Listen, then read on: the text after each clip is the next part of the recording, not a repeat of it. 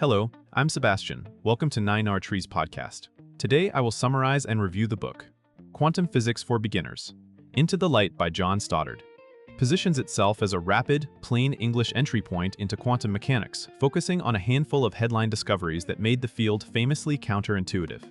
Rather than treating quantum theory as a wall of equations, the book aims to build intuition first, using everyday language and step-by-step explanations to show why classical physics breaks down at very small scales.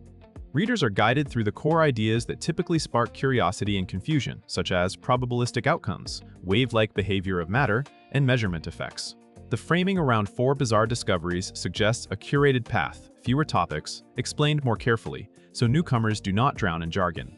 As an introductory guide, it is best approached as a conceptual roadmap that helps you recognize key terms and mental models used in modern physics discussions, from atoms and photons to the logic behind experiments that shaped 20th century science. I will give you key takeaways from this book. Firstly, from Clockwork Certainty to quantum probability, a central beginner hurdle is accepting that quantum mechanics does not predict single outcomes with classical certainty, but instead assigns probabilities to possible results. The book's beginner-friendly approach typically starts by contrasting classical expectations with quantum behavior. In everyday life, if you know initial conditions well enough, you expect to forecast what happens next. Quantum theory changes the rules by describing systems in a way that naturally produces a range of outcomes, each with a calculable likelihood. This topic helps readers grasp why randomness in quantum experiments is not merely due to human ignorance or imperfect instruments, but is built into the framework as it is commonly taught and tested. You also learn why physicists rely on statistical patterns across many trials, and how those patterns can be remarkably precise even when individual events appear unpredictable. Understanding this shift is essential for later ideas such as wave functions, uncertainty, and measurement, because it reorients your intuition away from deterministic trajectories and toward distributions, amplitudes, and repeatable experimental statistics. Secondly, wave-particle duality and the double-slit puzzle. Few discoveries communicate quantum strangeness as efficiently as wave-particle duality, often illustrated through the double-slit experiment. This topic focuses on how light and matter can display wave-like interference under some conditions, yet show up as localized detections under others. A plain English explanation usually walks through what you would expect from classical particles, what you would expect from waves, and then why quantum outcomes seem to combine aspects of both. The double-slit setup becomes a teaching tool for understanding interference patterns, the meaning of a single detection event, and why repeating the same experiment many times can reveal a stable pattern that no classical particle picture easily reproduces. The topic also introduces the idea that how you set up a measurement matters. Attempts to determine which path a particle took can change what you observe.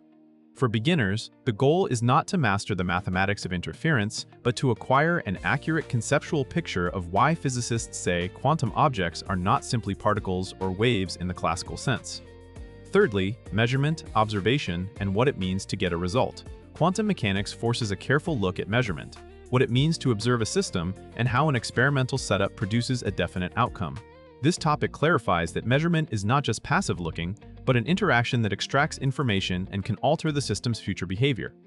Beginner books often describe the idea that a quantum system can be represented by a set of possible outcomes before measurement, while the act of measuring yields one concrete result. The important takeaway is practical. Predictions in quantum theory are tied to experimental arrangements, including what quantity you choose to measure and how.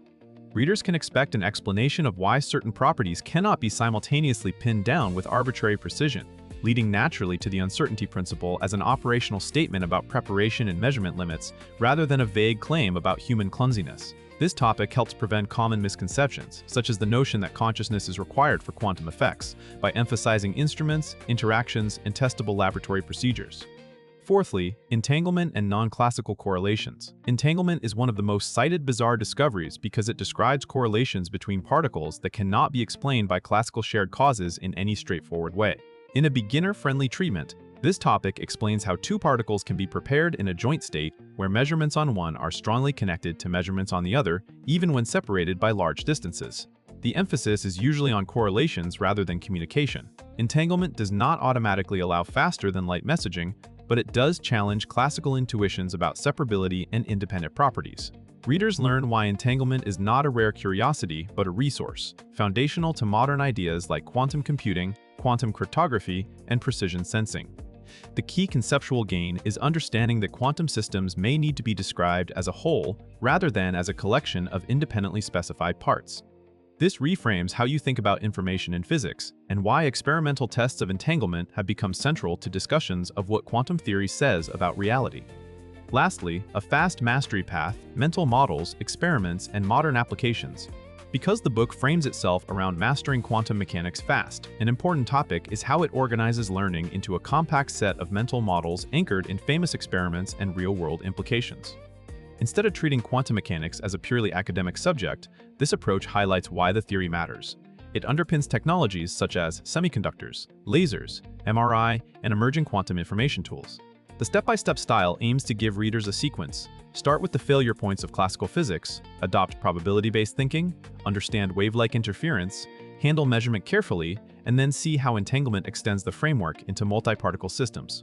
For beginners, this structure is valuable because it reduces scattered facts into a coherent map you can use when encountering new terms like superposition, amplitude, decoherence, or qubits.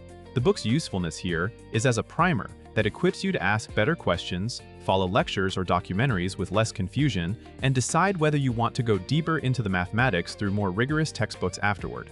In conclusion, this book is best suited for curious beginners who feel intimidated by equations, as well as STEM students and professionals who want a quick conceptual refresher before moving into more formal study.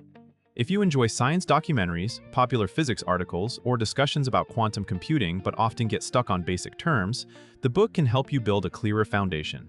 Its main benefit is practical. By focusing on a small set of pivotal discoveries and explaining them step by step, it can replace vague wonder with usable intuition about probability, interference, measurement, and entanglement. That shift makes it easier to interpret quantum claims responsibly and to recognize when a flashy explanation is overselling what the science supports. Compared with broader beginner books that try to cover everything from history to advanced math, this narrower approach can feel more approachable and faster to finish, while still touching the concepts most people want to understand first. It is worth buying if you want an entry point that prioritizes clarity and momentum, and if your goal is to become conversant enough to continue with more detailed courses and texts. If you would like to support John Stoddard, you can buy the book through the Amazon link I've provided in the podcast description. After reading the book, please let me know what you think and share your thoughts. See you around.